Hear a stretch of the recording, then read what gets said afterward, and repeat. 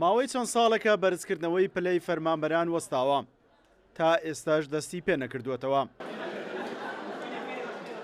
سەرۆکی لیژنەی دارایی پەرلەمانی کوردستانش دەڵێت لە ئیسادە دۆخی دارایی حکومەت باش بووە و نرخی نەوتیش بەرز بووتەوە، هیچ بیانوێک نەماوە بۆ ئەوەی حکومەت پلەی فەرمانبەران بەرز نەکاتەوە. دەڵێت بۆ ئەو پرسە بانگهێشتی وەزیری دارایی دەکەین.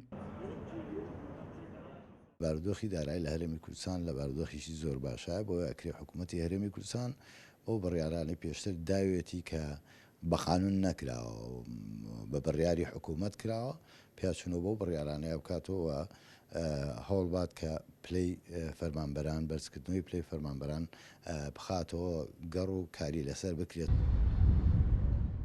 ئێستا دەنگۆی ئەوە هەیە حکومەت پلەی بەرزکردنەوەی فەرمانبەران دەست پێ بکاتەوە، بەڵام دەرماڵە و پلە بەرزکردنەوەکە لەو کاتەوە خەرج دەکرێت کە بڕیارەکەی تێدا دەردەچێت و ساڵانی ڕابردوو دەفەوتێت.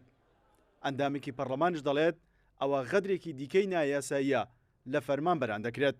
ئەوەی کە دەست پێ دەکاتەوە بەڵام لە ئێستاوە دەست پێکاتەوە، ینی ساڵەکانی پێش و وەکو بابڵی خزمەت بۆ فەرمانبەرانە ژمار ناکرێ، ئەمە شتێکی تەواو ناقانونیە و بە هیچ شێوەیە گەمە لە پەرلەمانی کوردستان نەهێڵین بەو شێوەیە بێت، چونکە فەرمانبەر چەند ساڵ خزمەتی هەیە حەقی لە بەرزکردنەوەی هەیە، ناکرێتەوە چەند ساڵ خزمەتی هەیە بڵێ ئەم ساڵانە تەواو فەوتە و لەم ساڵەوە خزمەت بۆ تۆ ژمارەکەین.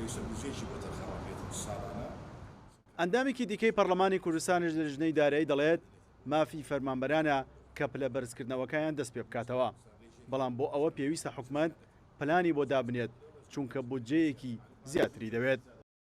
وەکو پەرلەمانی کوردستان داوای کردووە وەکو پەرلەمان و پەرلەمانتەر و فراکسیۆنەکان و وەکو لێژنە تایبەتمەندیەکان بە تایبەتی لێژنەی دارایی داوامان لە حکومەت کردووە کە دەست بکاتن بە پلە بەرزکردنەوە و لە کۆبنەوەکانی داهاتومان لەگەڵ نوێنەرانی سەرۆکایەتی هەرێم، سەرۆکایەتی حکومەت یاخود وەزارەتی دارایی ئەم داواکاریان پێشکەش دەکەین و مناقەشەی ئەوم بابەتە دەکەین لەگەڵیان.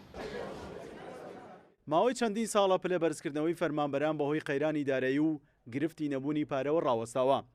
لە ئێستاشدا موچەخۆران داوا دەکەن کە ئەو مافیان پێ بدرێتەوە کە چەندین ساڵە بە بڕیارێکی نایاسایی ڕاگیراوە.